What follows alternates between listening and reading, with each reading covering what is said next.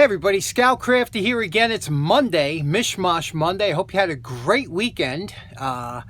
We had a little bit of a rain issue here, about 100% humidity over the last 3 days, but it's good for the plants. Everything's beautiful, nice and green. This is what we need to get the spring growth going. We have a bunch of projects to get to today to make it a traditional Mosh of a Monday, so let's get right to it. First up, my buddy Tom Doyle from beautiful Seattle, Washington. He sent in a couple screwdrivers. He says, you know, I know you're doing the 30 screwdrivers, 30 days, so he wanted to send these in, and this is the first one. And what's so interesting about this one, I've never seen one like this before. It's a typical, but look at this. You ready? Look at the size of it. How cool is that? This one is the smallest. Look at that. It's the size, just a little bigger than my finger. The smallest perfect handle screwdriver I've yet to see. And I have some small ones. It's just like a mini. So this is real nice. But he also sent a project in. Check this one out. This one is definitely, you know, it's got some dake work to do. Look at this.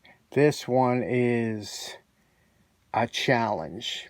And I think he did that on purpose. He likes a good challenge. He likes to see a good before and after. This one is a challenge. It just looks like it was really beat up. But this one here, not bad. The scales are tight.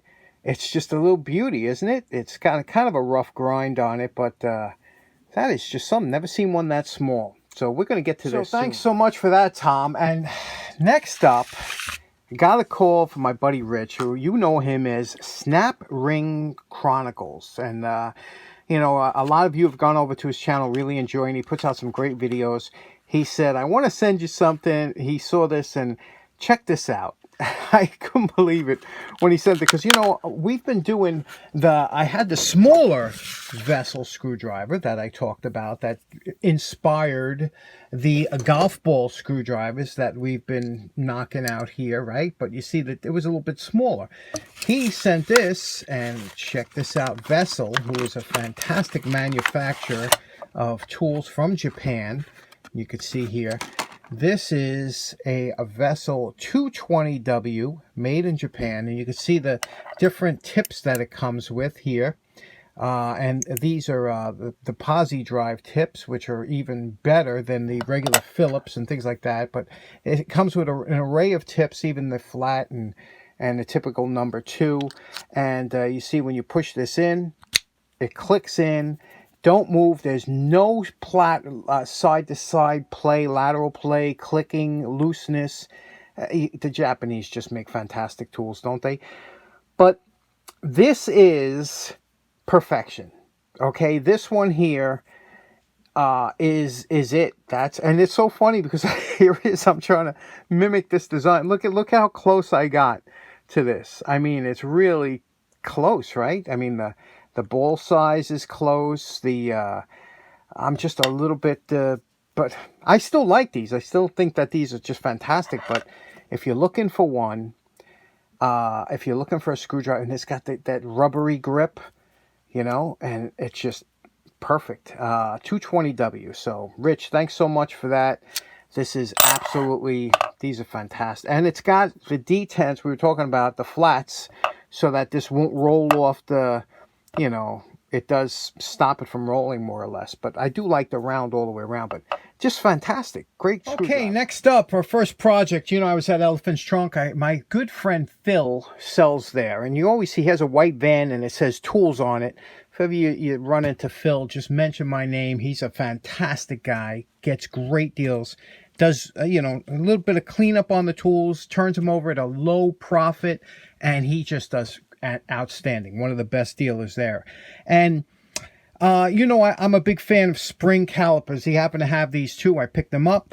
I think I paid $4 for this and $8 for this. They're just outstanding. And I use these all the time. Spring calipers, what they're for, if you don't know, they come in all different sizes. And what they're made to do is to take an outside dimension of something and transfer it or measure it or something, and this will get you really close. Not as close as calipers or any of your other higher end precision instruments, but this will get you. Machinists use these for 100 years before all the other ones come out, and you can really get some good tolerances. Now, the thing is, they call them spring calipers because they have a spring in the back here, and it springs it open so that you can get the dimension that you wanted to get. And what you would do is, if you want to see the thickness of this, you would turn this down until it just became kind of a snug, it would just snug up.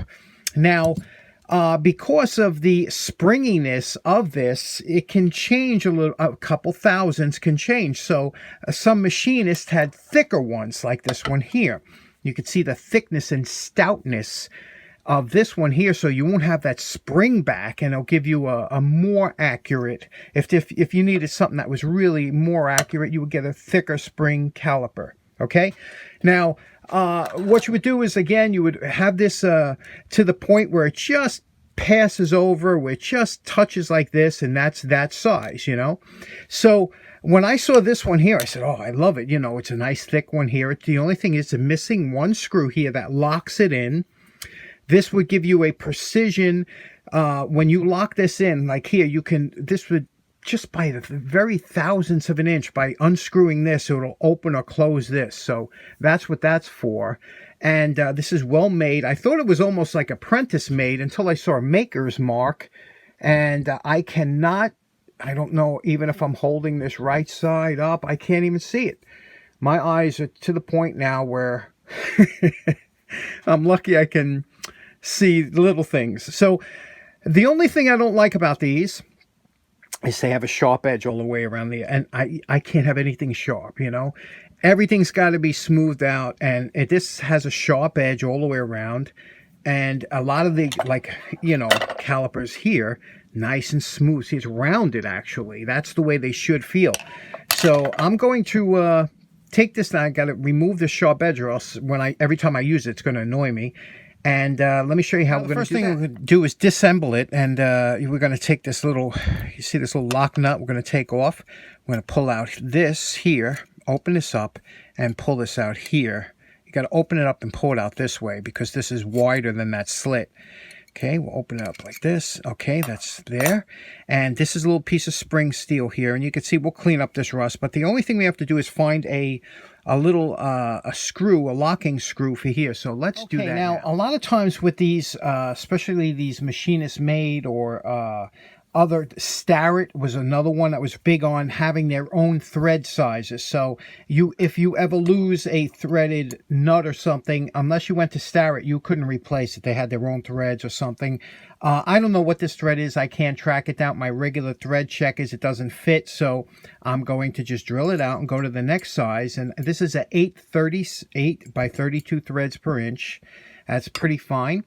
I have that stainless, and I'm going to use a tap here, 8 by 32, and I have a number 29 bit, so we're going to just enlarge that hole just a little bit and tap it out. Okay, we drilled it out. We tapped it here with this 8/32 tap.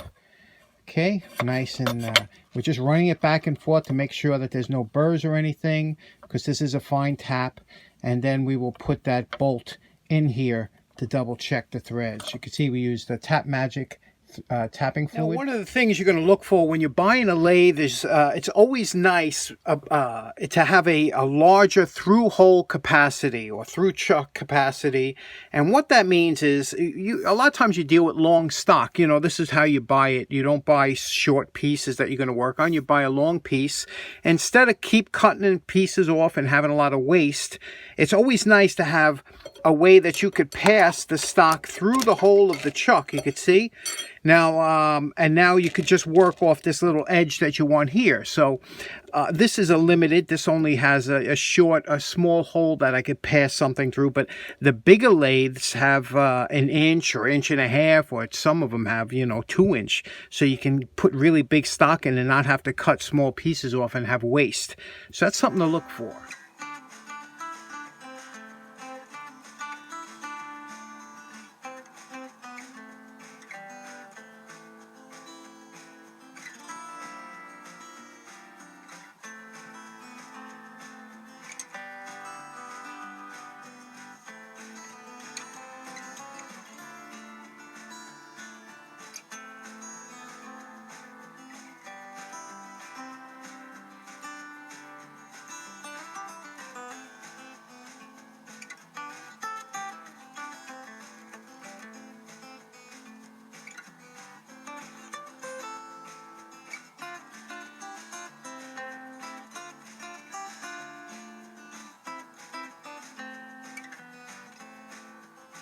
Now this is where a small lathe actually comes in handier than a big one. We cut off a small section of that 8/32 screw.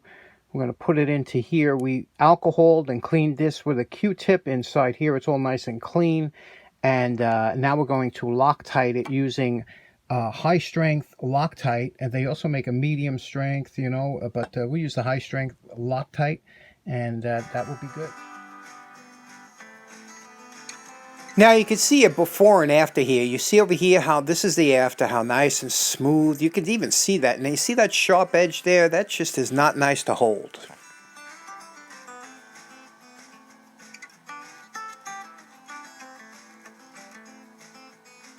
And we're calling this project done. Now, the idea behind this project was not to mint this thing out or polish it up or anything. It was to make it a really usable item, because I do use these all the time.